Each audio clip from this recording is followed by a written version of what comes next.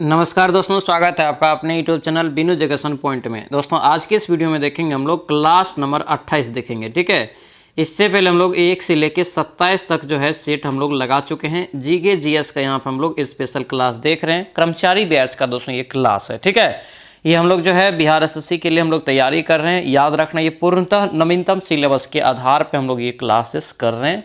याद रखना इस चीज़ को। ठीक है, और दोस्तों ध्यान रखना, बहुत ही अच्छा मौका है। 12,000 वैकेंसी कम नहीं होता है।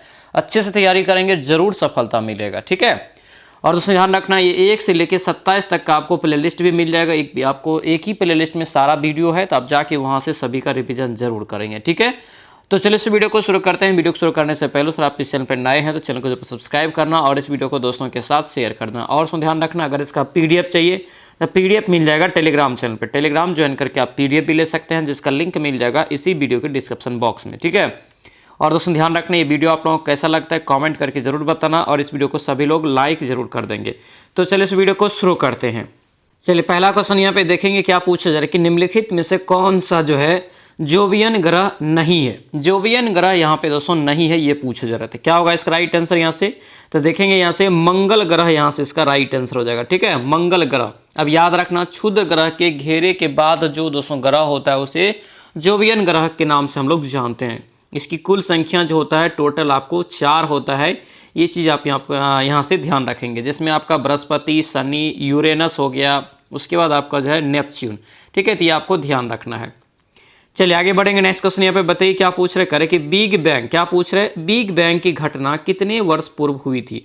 बिग बैंग की घटना जो हुआ था कितने वर्ष पूर्व हुआ था, ये पूछा जा रहा है। और ये आंकड़ा कभी कभी एग्जाम में पूछ लिया जाता है। ठीक है, तो याद रखना इसका राइट आंसर डी हो जाएगा। 13.7 अरब यानी कि वर्ष पूर्व हो जाएगा इसका राइट आंसर। अगर आपसे पूछे बिग बैंग सिद्धांत किसने दिया, तो याद रखना जॉर्ज लेमेत्रे। कई बार बताएं, जॉर्ज लेमेत्रे ने दिया है 1927 ईस्वी में। ध्यान रखेंगे। चलिए नेक्स्ट क्वेश्चन यहाँ पे देखेंगे, क्या पूछा जा रहा है। यहाँ पे दिया है कि कोयला, क्या पूछ रहा है, कोयला यहाँ पे कह रहा है कि निम्न में से किस प्रकार की सेल का उदाहरण है। क्या पूछ रहा है, कोयला जो है निम्न में से किस प्रकार की सेल का उदाहरण है। 3 का राइट आंसर देखेंगे तो अवसादी सेल इसका यहाँ से जो है करेक्ट आंसर हो जाएगा। क्या होगा, अवसादी सेल यहाँ से ध्यान रखेंगे। चलिए आगे बढ़ेंगे। नेक्स्ट क्वेश्चन यहाँ पे बताइए, क्या पूछ रहे हैं। यहाँ पे दिया है कि वायुमंडल में हीलियम का जो है प्रतिशत बताइए। देखिए, यह कभी कभी आपको बहुत अंदर से दोस्तों क्वेश्चन पूछ लिया जाता है। नॉर्मली ये पूछा जाता है आपसे नाइट्रोजन, ऑक्सीजन, ठीक है, कार्बन डाइऑक्साइड, ठीक है, आर्गन का, ये सभी चीज़ का पूछा जाता है। लेकिन आपसे आज पूछ रहा है तो ये हीलियम गैस की यहाँ पे मात्रा पूछा जा रहा है। तो याद रखना, वायुमंडल में हीलियम जो है 0.005 यानी कि 3 0 याद रखेंगे। ठीक है, ऑप्शन यहाँ से क्या होगा, सी आपका राइट आंसर होगा। तो सी सभी लोग यहाँ से याद रखना। ठीक है, चलिए आगे बढ़ेंगे। नेक्स्ट क्वेश्चन में बताइए, क्या पूछे, सार्गेसो सागर, क्या पूछा जा रहा है। सार्गेसो सागर जो है निम्नलिखित में से किस महासागर का भाग है। सार्गेसो सागर पूछा जा रहा है कि किस महासागर का भाग है यहाँ पे। तो क्या होगा यहाँ से राइट आंसर, अटलांटिक महासागर। क्या होगा, अटलांटिक महासागर। ऑप्शन नंबर डी आपका यहाँ से राइट हो जाएगा। तो इसको अच्छे से आप लोग ध्यान रखेंगे, इंपॉर्टेंट क्वेश्चन ये आपका रहेगा। चलिए आगे बढ़िए। क्या पूछ रहे करे कि अंडमान निकोबार को कौन सा जो है जल क्षेत्र अलग करता है। अंडमान निकोबार को कौन सा जल क्षेत्र ऑप्शन में अलग करता है, तो याद रखने 10 डिग्री चैनल। क्या होगा ये, 10 डिग्री चैनल जो है अंडमान को निकोबार से अलग करता है। ठीक है, और 9 डिग्री चैनल क्या करते हैं, तो याद रखना लक्षद्वीप को मिनिकॉय से अलग करता है। तो ये सभी आप पॉइंट अच्छे से ध्यान रखेंगे। चलिए नेक्स्ट क्वेश्चन यहाँ पे बताइए, क्या पूछ रहा है। यहाँ पे दिया है कि कश्मीर घाटी निम्न में से किस 2 पर्वत यहाँ पे श्रेणियों के बीच स्थित है। कश्मीर घाटी के यहाँ पे बात किया जा रहा है। ठीक है, और ये क्वेश्चन आपका लगभग याद रखना बीपीएससी में कई बार पूछा गया है। इसका राइट आंसर यहाँ से क्या हो जाएगा, तो बृहत हिमालय और पीर पंजाल। क्या होगा, बृहत हिमालय और पीर पंजाल यहाँ से इसका राइट आंसर होगा। ऑप्शन नंबर बी यहाँ से याद रखेंगे। आगे बताइए, क्या पूछ रहा है। यहाँ पे दिया है कि पोंचमपाद, क्या है, पोंचमपाद परियोजना जो है किस नदी पर स्थित है। पोंचमपाद परियोजना याद रखना कहाँ हो जाएगा, तो ये गोदावरी नदी पे हो जाएगा। कहाँ होगा, गोदावरी नदी पे। ऑप्शन डी हो जाएगा। और ये परियोजना पूछे कहाँ पे है, तो आंध्र प्रदेश में इसका राइट आंसर होगा। ठीक है, तो ये कहाँ है ये भी याद रखना है, किस नदी पे है ये भी यहाँ से याद रखेंगे। चलिए आगे बढ़िए। क्या पूछ रहे करे कि भारत में टीन का जो अधिकांश उत्पादन कौन सा राज्य करता है। टीन का यहाँ से पूछ रहा है। टीन का याद रखना छत्तीसगढ़। क्या हो जाएगा, छत्तीसगढ़। ऑप्शन नंबर यहाँ से सी आपका राइट आंसर होगा। ध्यान रखना। ठीक है, उड़ीसा जो है याद रखना तांबा के भंडारण में पहले स्थान पे है, ये भी याद रखना। लोहा के भंडारण में कर्नाटक पहले स्थान पे है। उड़ीसा तो जानते करते हैं भारत में सबसे ज़्यादा जो है खनिज का उत्पादन लगभग उड़ीसा में ही होता है। जैसे कोयला देख लीजिए, बॉक्साइट है, लो अयस्क है, थोरियम है, ये सभी का जो है उत्पादन कहाँ होता है, आपको उड़ीसा में हो जाता है। चलिए आगे बढ़ेंगे। नेक्स्ट क्वेश्चन ये बताइए क्या पूछ रहे करे कि महावीर ने अपने जो है अपना उपदेश करे किस भाषा में दिया। भगवान महावीर अपना उपदेश जो दिए थे किस भाषा में, तो ये प्राकृतिक भाषा में दिए थे। ऑप्शन यहाँ से क्या हो जाएगा, बी आपका राइट आंसर होगा। तो बी सभी लोग यहाँ से ध्यान रखेंगे। चलिए आगे बढ़े। क्या पूछ रहे हैं यहाँ पे दिया है कि शुंग शासकों ने अपनी राजधानी कहाँ स्थापित की थी। शुंग शासकों ने अपनी राजधानी जो स्थापित किया था कहाँ पे, तो ये हो जाएगा विदिशा में। कहाँ हो जाएगा, विदिशा। ऑप्शन नंबर बी आपका राइट आंसर होगा, ध्यान रखना है। आगे बढ़िए। क्या पूछा है, शुंग वंश की स्थापना, तो याद ही है क्या होगा, पुष्यमित्र शुंग हो जाता है। चलिए नेक्स्ट यहाँ पे बताइए क्या पूछा जरा। यहाँ पे दिया है कि चेदी वंश का संस्थापक कौन था। चेदी वंश का, तो चेदी वंश का संस्थापक यहाँ से ध्यान रखेंगे, राइट आंसर क्या हो जाएगा, चेदी वंश का। तो ये हो जाएगा आपका महामेघवासन, ठीक है, महामेघवावन हो जाएगा। ऑप्शन से बी आपका राइट आंसर हो जाएगा। प्रथम यहाँ पे करें कि हून आक्रमण जो है किसके समय में हुआ था। प्रथम हून आक्रमण जो हुआ था ये किसके समय में हुआ था, यहाँ से देखेंगे तो इसका राइट आंसर हो जाएगा स्कंद गुप्त के समय में हुआ था। किसके समय में, स्कंद गुप्त के समय में। ऑप्शन नंबर सी आपका राइट हो जाएगा। आगे बढ़िए। क्या पूछ रहे हैं यहाँ पे देखिए, मोहम्मद गजनवी ने सोमनाथ मंदिर पर जो है आक्रमण कब किया था। सोमनाथ मंदिर पे यहाँ पे पूछा जा रहा है दोस्तों, ठीक है। तो याद रखना सोमनाथ मंदिर पे हो जाएगा 1025 में, जो कि ये अंतिम अब इसका जो है आक्रमण था, ठीक है। पहला आक्रमण इन्होंने किया था कब, तो 1001 ईस्वी में किया था और कुल 17 बार इन्होंने भारत पर आक्रमण किया। तो ये भी कई बार क्वेश्चन आपका पूछ लिया जाता है। आगे बढ़िए। क्या पूछ रहे हैं यहाँ पे दिया है कि अजमेर, क्या पूछ रहा है, अजमेर में जो है 2.5 दिन का झोपड़ा मस्जिद का निर्माण किसने करवाया था। देखिए अजमेर में स्थित 2.5 दिन का झोपड़ा जो है 2.5 दिन का झोपड़ा, ये जो है मस्जिद का निर्माण किसने करवाया था। तो याद रखना कुतुबुद्दीन ऐबक। क्या होगा ये, Qutbuddin Aibak. Option number B आपका करेक्ट आंसर हो जाएगा। आगे बढ़ेंगे। नेक्स्ट क्वेश्चन में बताइए क्या पूछ रहे करे कि संतलत काल का वह शासक जिसने खास नामक कर से कोई हिस्सा नहीं लिया। खास नामक कर से कोई हिस्सा नहीं लिया था, कौन नहीं लिया था, तो ये सिकंदर लोदी हो जाएगा। सिकंदर, ऑप्शन यहाँ से सी आपका राइट आंसर होगा। सिकंदर लोदी ने आगरा कब की स्थापना किया है, आगरा शहर का, ठीक है। आगरा शहर का 1504 में स्थापना इन्होंने ही किया था, सिकंदर लोदी ने। चलिए आगे बढ़ेंगे। नेक्स्ट क्वेश्चन में बताइए क्या पूछ रहे हैं, यहाँ पे दिया है कि सरहिंद का युद्ध जो है कब हुआ था। सरहिंद का युद्ध यहाँ पे पूछ जा रहा है, तो सरहिंद का युद्ध याद रखना ये 1555 में होता है। कब, 1555। ऑप्शन नंबर डी आपका यहाँ से करेक्ट आंसर होगा। 1555 यहाँ से याद रखेंगे। मुगल साम्राज्य और सूरी साम्राज्य के बीच आपका ये होता है। नेक्स्ट बताइए क्या पूछ रहे हैं यहाँ पे देखिए, पंचतंत्र का अनवर ए सुहेली नाम से फारसी में भाषा में अनुवाद किसने किया। तो देखिए पंचतंत्र का जो है अनवर ए सुहेली नाम से किस भाषा में जो है ये आपका है, तो ये फारसी भाषा में, ये फारसी अनुवाद करा है कि किसने किया था। तो याद रखना ये हो जाएगा हुसैन इब्न अली बेज। बेज याद रखना, अली बेज, ठीक है। वो अनवर ए सुहेली की अगर पूछे कि जो है आपको नामक फारसी भाषा में पंचतंत्र का अनुवाद किसने किया, हो जाएगा क्या, अली बेज। ऑप्शन ए आपका करेक्ट आंसर होगा। आगे बढ़ते हैं। नेक्स्ट क्वेश्चन बताइए क्या पूछ रहे करे कि निम्नलिखित में से किसे जो है मुगल बादशाह द्वारा निजाम उल मुल्क की उपाधि प्रदान की गई थी। निजाम उल मुल्क की उपाधि प्रदान किया गया था। तो ये चिनकिलीज खां यहाँ से जो इसका राइट आंसर हो जाएगा। क्या होगा, चिनकिलीज खां। ऑप्शन यहाँ से बी आपका करेक्ट आंसर होगा, बी यहाँ से ध्यान रखेंगे। चलिए आगे बढ़िए। क्या पूछ रहे हैं यहाँ पे देखिए, अस्थाई बंदोबस्ती, क्या है यहाँ पे, अस्थाई बंदोबस्ती व्यवस्था किस वर्ष लागू की गई थी। तो अस्थाई बंदोबस्ती व्यवस्था याद रखना किस वर्ष लागू किया गया था, तो 1793 में। और इस समय जो है गवर्नर कौन थे, तो लॉर्ड कॉर्नवालिस थे, ठीक है। ऑप्शन यहाँ से क्या होगा, डी आपका करेक्ट आंसर हो जाएगा। नेक्स्ट क्वेश्चन बताइए क्या पूछ रहे हैं यहाँ पे देखिए, सार्वजनिक समाज की स्थापना किसके द्वारा किया गया था। सार्वजनिक समाज की स्थापना जो किया गया था ये महादेव गोविंद रनाडे, ठीक है। इसी को हम लोग शॉर्ट में बोलते हैं MG रनाडे, ठीक है। तो ये आपको ध्यान रखना है। ऑप्शन नंबर ए आपका यहाँ से क्या हो जाएगा, करेक्ट आंसर हो जाएगा। सार्वजनिक समाज की स्थापना महादेव गोविंद रनाडे यानी कि MG रनाडे। चलिए नेक्स्ट क्वेश्चन में देखेंगे क्या पूछ रहे करें कि मद्रास की संधि किनके बीच हुआ था। इंपॉर्टेंट रहेगा, ध्यान रखेंगे। मद्रास की जो संधि हुआ था दोस्तों याद रखना अंग्रेज और हैदर अली के बीच हुआ था, ठीक है। ऑप्शन नंबर क्या हो जाएगा यहाँ से, ए आपका राइट आंसर हो जाएगा। द्वितीय आंग्ल मैसूर युद्ध में जो है हैदर अली की मृत्यु हो जाता है। ये भी क्वेश्चन आपको कई बार पूछा गया है, ठीक है। चलिए आगे बढ़ेंगे, क्या पूछ रहे हैं यहाँ पे देखिए, नवजीवन समाचार पत्र के संपादक कौन थे? नवजीवन, तो सभी को याद होगा, ये क्या होगा यहाँ से? महात्मा गांधी जी हो जाएगा, ठीक है। ऑप्शन नंबर सी आपका यहाँ से राइट आंसर हो जाएगा। इंडियन ओपिनियन नामक जो एक पत्रिका भी चलाया था वहाँ पे दक्षिण अफ्रीका में, ये भी क्वेश्चन कई बार पूछा जाता है।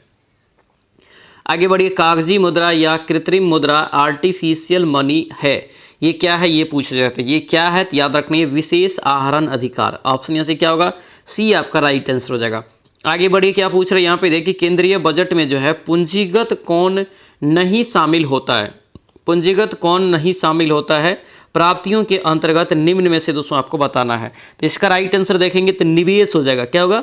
निवेश। ऑप्शन यहाँ से ए आपका क्या हो जाएगा? करेक्ट आंसर हो जाएगा। आगे बढ़िए, क्या पूछ रहे हैं यहाँ पे दिया है कि सिकंदर की मृत्यु के बाद, क्या पूछ रहा है? सिकंदर की मृत्यु के बाद भारत ने अपनी जो है गर्दन से दास्तां ए जुआ का उतार फेंका, साथ ही अपने गवर्नरों की हत्या कर दी और करे कि मुक्ति युद्ध का नायक सेंड्रोकॉटस था, जो चंद्रगुप्त के विषय में ये किसने कहा था? तो ये जो दोस्तों कहा गया था, ये कहा गया था जस्टिन के द्वारा। ऑप्शन सी आपका राइट आंसर हो जाएगा। आगे बढ़िए, क्या पूछ रहा है यहाँ पे दिया है कि जब कोई देश अपनी मुद्रा का अवमूल्यन करता है तो इसका प्रभाव होता है दोस्तों क्या होगा?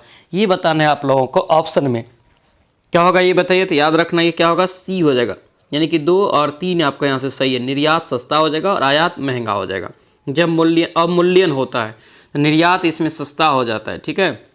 आयात और महंगा ही हो जाता है अवमूल्यन के दौरान। आज़ादी के बाद करें कि अब तक कितनी बार भारतीय रुपये का अवमूल्यन किया जा चुका है?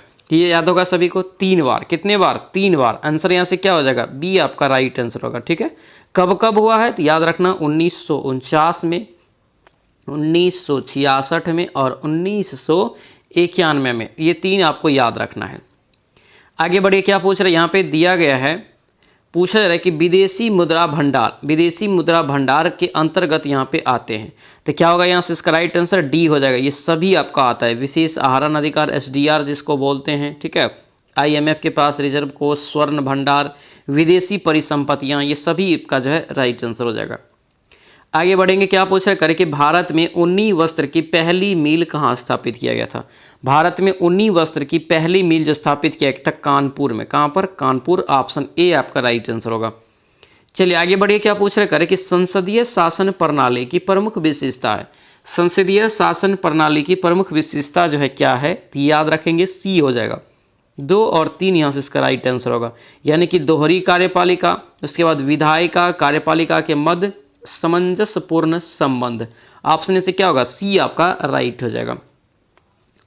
चलिए आगे बढ़िए, क्या पूछ रहे हैं यहाँ पे दिया है कि निम्न में से कौन सा कथन जो है मूल अधिकारों के संबंध में सही है?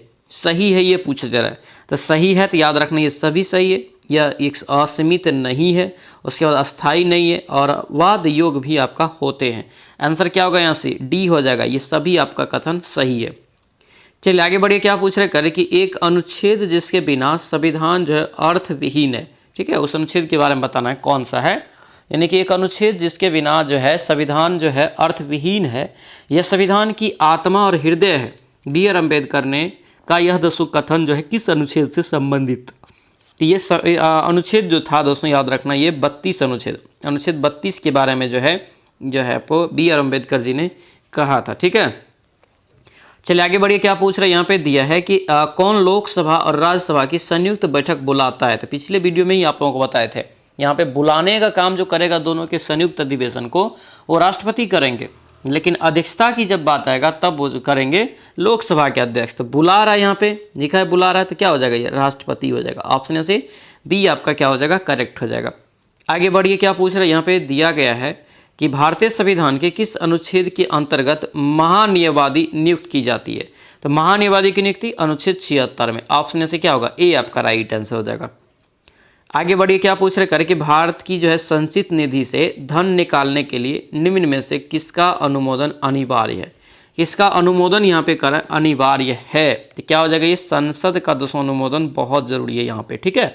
अगर आप संचित निधि से धन निष्कासन करते हैं तो डी आपका राइट आंसर हो जाएगा। संसद की लोक लेखा समिति की अध्यक्ष की नियुक्ति कौन करता है? तो लोक लेखा समिति के अध्यक्ष की नियुक्ति जो किया जाता है ये लोकसभा के अध्यक्ष के द्वारा। ऑप्शन क्या हो जाएगा? ए राइट आंसर हो जाएगा। आगे बढ़िए, निम्न में से कौन एक सदिश राशि नहीं है? सदिश राशि, सदिश में क्या होता है? दिशा के साथ साथ परिणाम भी दोनों होता है, ठीक है। और ये कह रहे हैं कि सदिश नहीं है, तो सदिश यहाँ पे जो ऑप्शन में देखेंगे तो विद्युत धारा एक अदिश राशि है, ठीक है। ऑप्शन यहाँ से सी आपका राइट आंसर हो जाएगा। क्या पूछ रहे हैं कि यदि करे किसी वस्तु को अवतल दर्पण के वक्रता केंद्र पर रखा जाता है तो इसका प्रतिबिंब जो है कैसा बनेगा? इसका प्रतिबिंब जो है कैसा बनता है? तो ये वास्तविक और समान आकार का बनेगा। ऑप्शन से क्या होगा? सी राइट आंसर होगा। कहाँ पे रखा जाए? तो वक्रता केंद्र पर रखा जाता है। निम्नलिखित में से करें कौन अनुचुंबकीय पदार्थ है? अनुचुंबकीय पदार्थ आपका यहाँ से देखेंगे तो राइट आंसर क्या हो जाएगा? तो ये डी हो जाएगा, एल्युमिनियम। क्या हो जाएगा? एल्युमिनियम इसका करेक्ट आंसर होगा, ध्यान रखना। प्रकाश का तरंग सिद्धांत करे किसने दिया? प्रकाश का तरंग सिद्धांत जो है किसके द्वारा दिया गया? याद होगा सभी लोगों को, क्या होगा यहाँ से? हाइगेन के द्वारा, हैगेन्स के द्वारा। ऑप्शन यहाँ से सी आपका राइट हो जाएगा। आगे बढ़िए, सोलर कुकर में जो है किस दर्पण का प्रयोग किया जाता है? कई बार बताएं, सोलर कुकर में, डाढ़ी बनाने में, ये सभी में जो है अवतल दर्पण का यूज होता है। किसका? अवतल दर्पण का। आगे बढ़िए, क्या पूछ रहे हैं कि निम्नलिखित में से जर्मन सिल्वर मिश्र धातु आपको बताना है क्या क्या है? तो देखिए, सिल्वर तो यहाँ पे लगा है लेकिन इसमें सिल्वर नहीं होता है।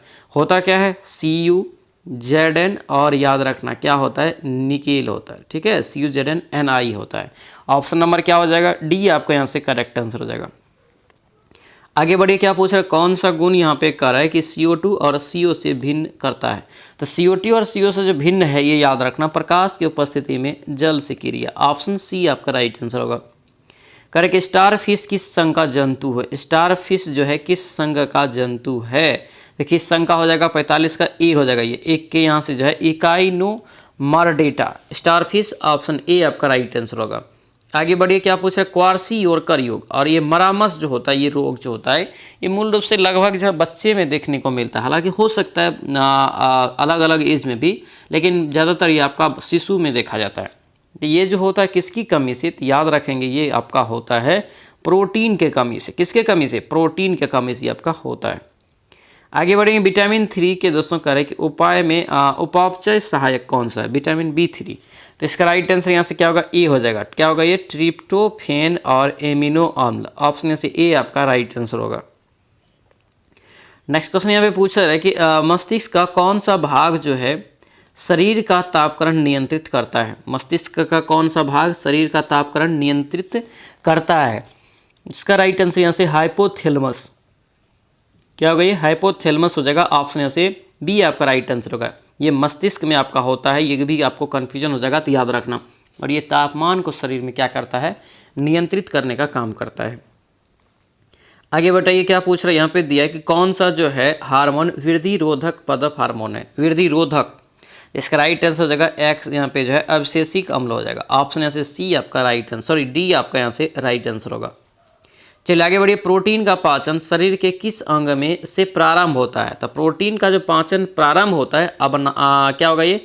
अमाशय से। कहाँ से? अमाशय से। ऑप्शन से सी आपका क्या हो जाएगा? करेक्ट आंसर हो जाएगा। तो ये था दोस्तों आप लोगों का जो है क्लास नंबर 28, ठीक है।